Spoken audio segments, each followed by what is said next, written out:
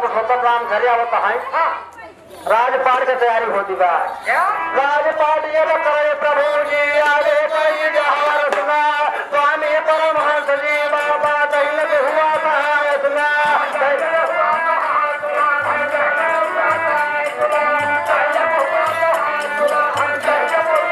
स्वामी परमहंस जी बाबा श्री शारदा कृपा मेरी माता यज्ञ हमारा सुना माता यज्ञ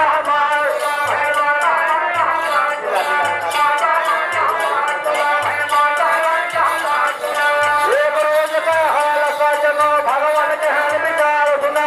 घर से निकले पैर करुण का अपनी नगर मझार सुना अपनी नगर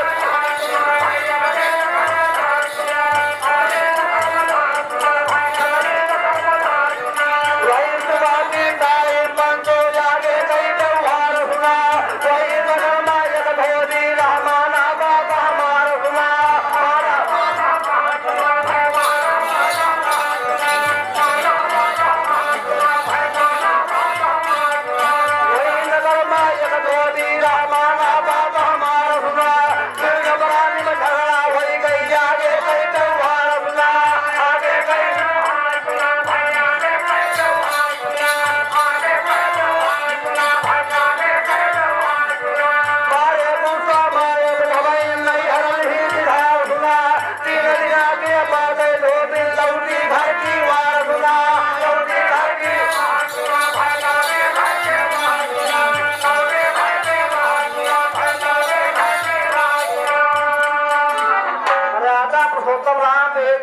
नगर में शहर का निकलता है।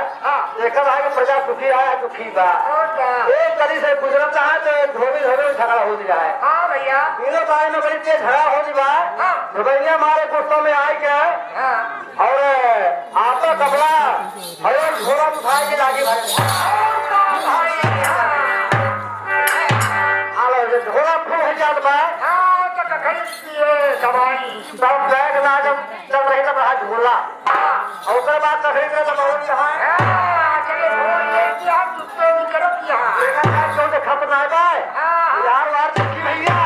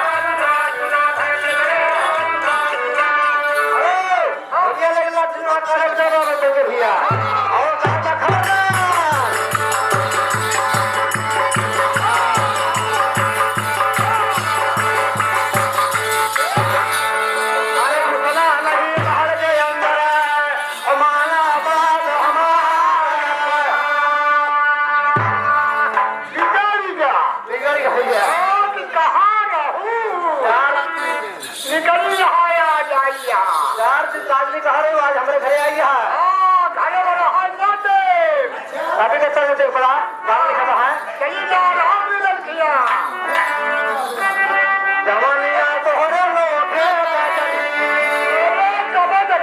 भाई हो जवानिया तो हो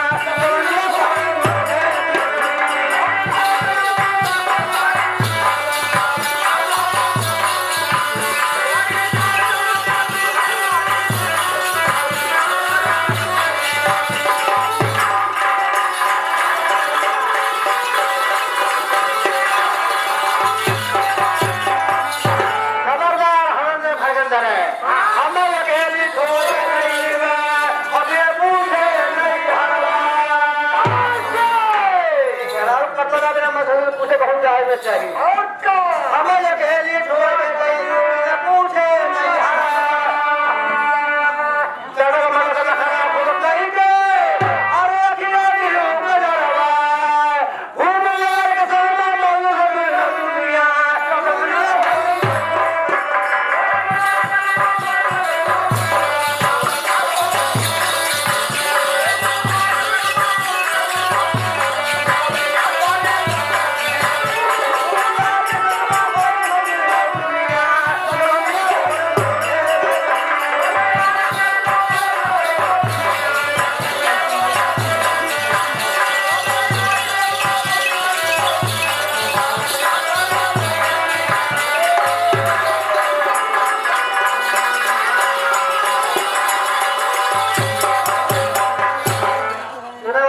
दुनिया ताना मार दबा वहीं पे भैया बड़ी समझे की बात का भगवान राम सार करता है लेकिन भैया कहत जावा हमें मुझे समझ नहीं हुआ किसी और फिर से सवाल न समझे कि रावण बुला लेगा सीता जी का धोबी है हम जानते हैं धोबी है लेकिन धोबिया कहा था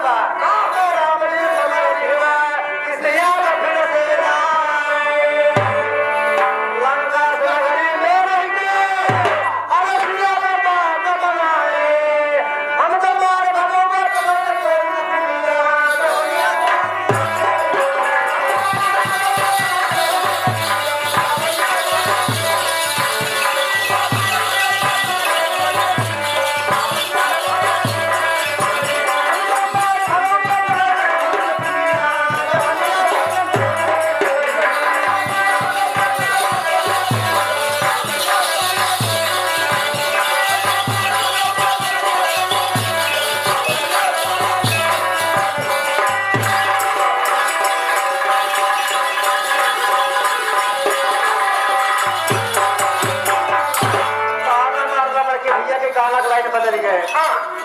रोज जागोर पकड़ के कैसे धोबिन कहला रमनिया सुनो मोरे प्राण के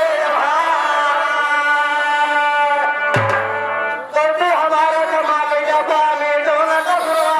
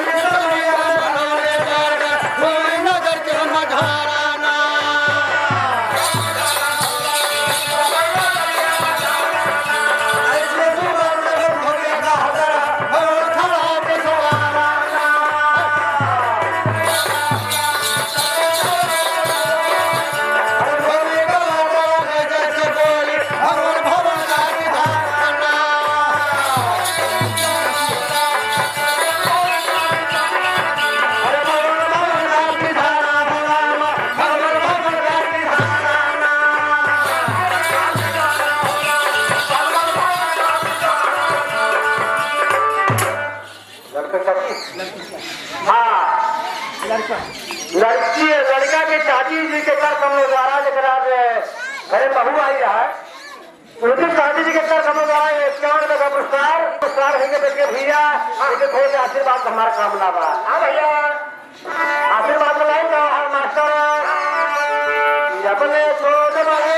भाई से जय राम करता हूँ अपने छोट बड़े भाई से जय राम करता हूँ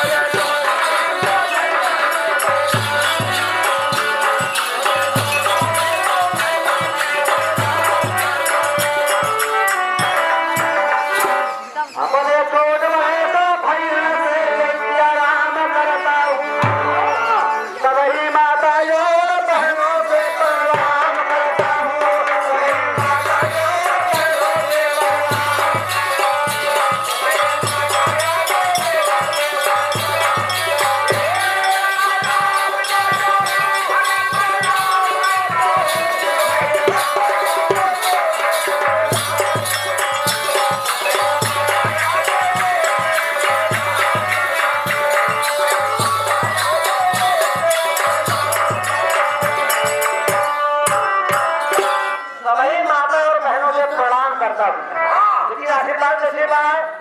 मेरे जी में भैया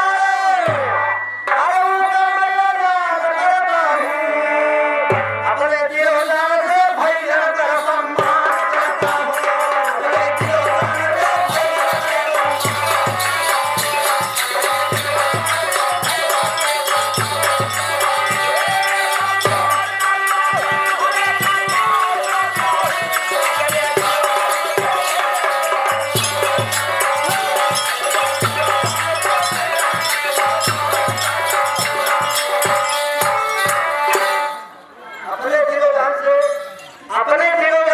भैया का सम्मान करता हूँ। लेकिन वहाँ कानन का होता है भैया गोद पकड़ के धोइए में रोज ही मांग करती हमारा क्षमा भैया हमारा क्षमा भैया स्वामी कमला का गुणवा हमारा भैया नहीं माने धोने का धोनी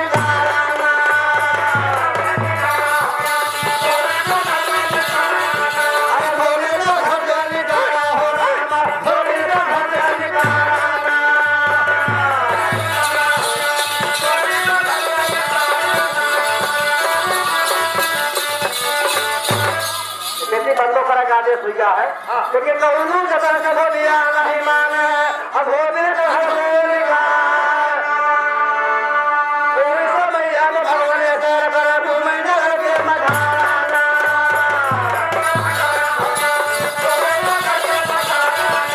घूमे नगर के मधाना हो रामा घूमे नगर के मधाना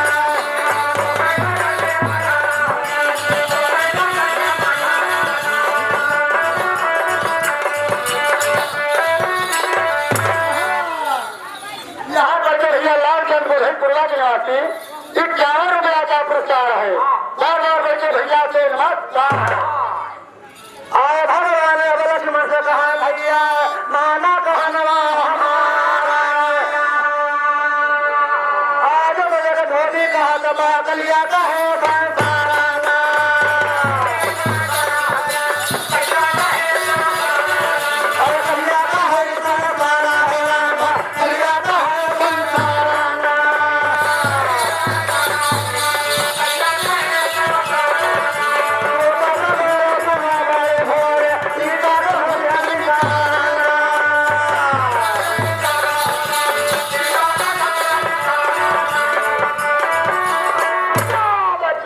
मर्यादा पुरुषोत्तम राम घरे आओ भाई छोटे भाई लक्ष्मण से कहता है यहाँ से धोबी ताना मारता यहाँ से सारी दुनिया गए सारी दुनिया ताना मारे और क्या भैया ऐसे हमारा आदेश बा हो सवेरे सुना बड़े भोरे और सीधा घरों से निकाल हाथ लगा जा बन के मधाराना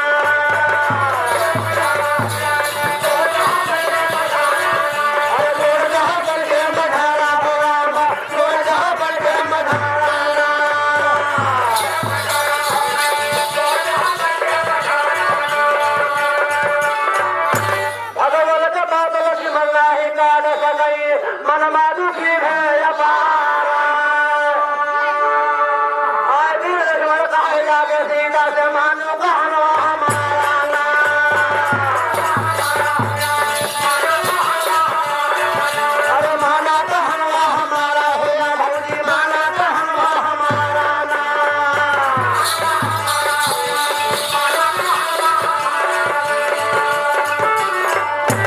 लक्ष्मण इंकार ना के चलो हमारे भाई के पास श्रीमान जी भाई साहब रामनाथ यादव ग्राम बुराई की पूर्वा की पावन धरा से भैया जी के कर कमों द्वारा 21 रुपए का पुरस्कार 1 मिनट भैया जी के आशीर्वाद रहा रामनाथ भैया को यही रवा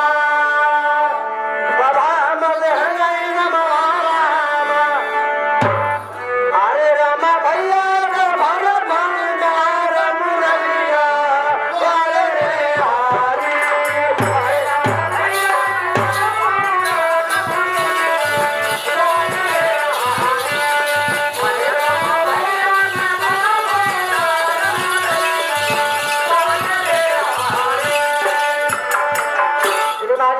राज बहादुर यादव ग्राम गरफुलिया मुरायन के पूर्वा की पावन धरा से भैया जी के कर करोड़ द्वारा 21 रुपए का पुरस्कार है। तो अरे रामा भैया का भरा भंडार मुरलिया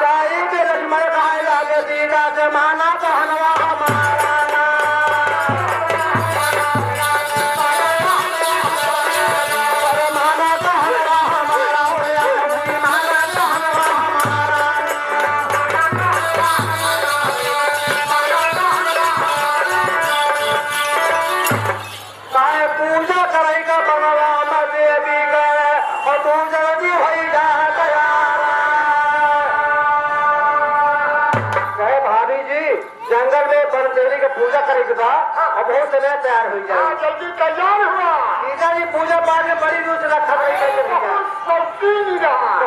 कहता वहाँ पूजा करेगा बनवा देवी का और भाभी भैया